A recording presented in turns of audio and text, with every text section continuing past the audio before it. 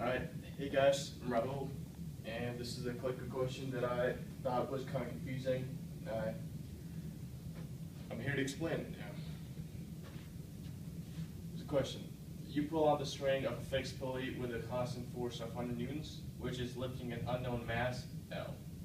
While you're pulling, the load moves up with a constant speed. Based on this observation, you conclude that there's the option A, L is less than 100 newtons, B, L is equal to 100 newtons, C, L is larger than 100 newtons, and D, any of the above answers may be true. It depends on the speed with the load moves up. For this question, first we have to start off with drawing a picture.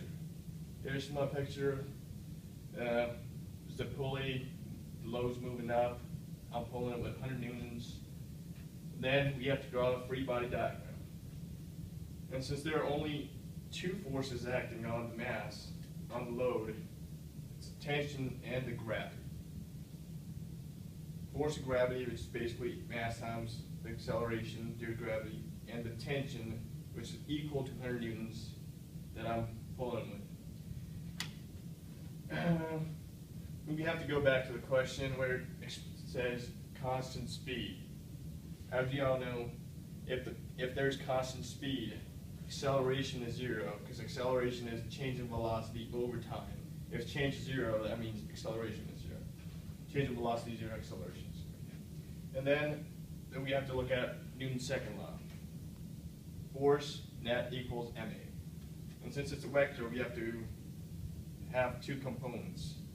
Force net in the x direction and force net in the y direction. In the x direction, there are no forces acting on it, as we know from our free body diagram. But in the y direction, we have the tension that's going up in the positive direction and the mg, which is in the negative direction. So T minus mg has to equal ma in the y direction. And we already said that acceleration is zero. So that means T minus mg has to equal zero. We add mg to both sides, we get T equals mg, means 100 newtons equals mg. So we come back to our options. Option B is the one that is saying L is equal to 100 newtons. And that's what we got in our math and according to Newton's second law. So that means B is right. But we also have to look at the other option, why they're wrong. So A, L is less than 100 newtons.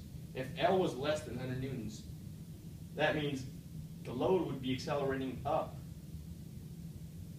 which is not true according to Newton's second law.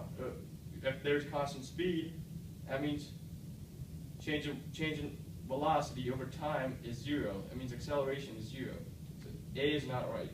For C, if L was larger than 100 newtons, that means the load would be accelerating downwards, which we already know from the question. We were lifting it up, and it's moving up. And D, it doesn't depend on the speed of the load, which is moving up. That's it.